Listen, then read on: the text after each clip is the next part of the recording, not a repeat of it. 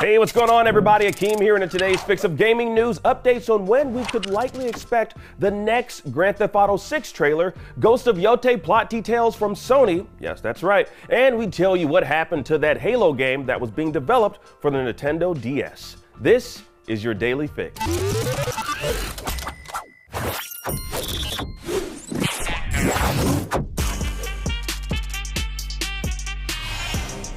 All right, let's get right into it. Now, the most anticipated game of the year is coming out this fall, and it looks like we might know when we can expect to see the second trailer along with promotional items. Take-Two Interactive Strauss Zelnick sat down with Bloomberg Television to discuss the breadth of games on the publisher's plate, how it releases its titles, and why it takes so long for certain games to see the light of day. Now, as for GTA 6 in particular, he mentions how the company's strategy is to create hype around its more narrative-driven titles, and that Rockstar Games is a bit of a perfectionist when it comes to its IPs. Now, when asked about when GTA 6 will be released and why it's such a heavily guarded secret as to when it'll come out, Zelnick had this to say. The anticipation for that title may be the greatest anticipation I've ever seen for an entertainment property, and I've been around the block a few times. And I've been in every entertainment business there is. And we want to maintain the anticipation and the excitement. And we do have competitors who will describe their release schedule for years in advance. And we found that the better thing to do is to provide marketing materials relatively close to the release window in order to create that excitement on the one hand and balance the excitement with unmet anticipation. I don't always get it exactly right, but that's what we're trying to do. So, based on what Zelnick revealed in that video, one could assume that we won't be seeing a trailer 2 for GTA 6 anytime soon, let alone any marketing for the upcoming game. But as we get closer to Grand Theft Auto 6 release date sometime in the fall, that's likely when the second trailer will release online. Now, this kind of falls in line with how GTA 5 was released, which saw its first trailer released in 2011, 2 years before the game's release in 2013. And GTA 5's last official trailer, released on August 29, 2013, was dropped just a couple weeks before the game's release on September 17, 2013. The only difference is Rockstar Games did a lot more promotion for GTA 5 leading up to its release. Now, it seems as though Rockstar Games, Take-Two Interactive, are taking a bit of a different approach to Grand Theft Auto 6. Now, this is likely due to how much hype has already been built around GTA 6, especially after the first trailer.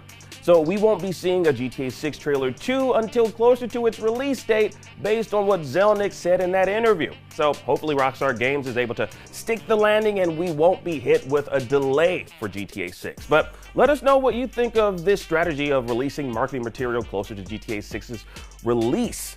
Is that good or bad? Honestly, if any game can do it, it's definitely going to be GTA 6. All right, now the official site for Ghost of Yōtei reveals a few details on the upcoming PlayStation exclusive title.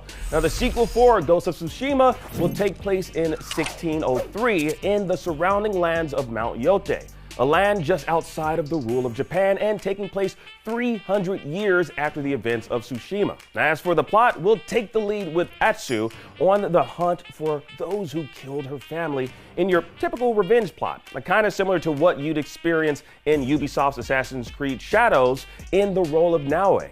No release date just yet for Ghost of Yōtei, as I think we might all assume Sony, like other publishers, is waiting to see when GTA 6 plans to release and then plan accordingly. But once it's revealed, we'll fill you in.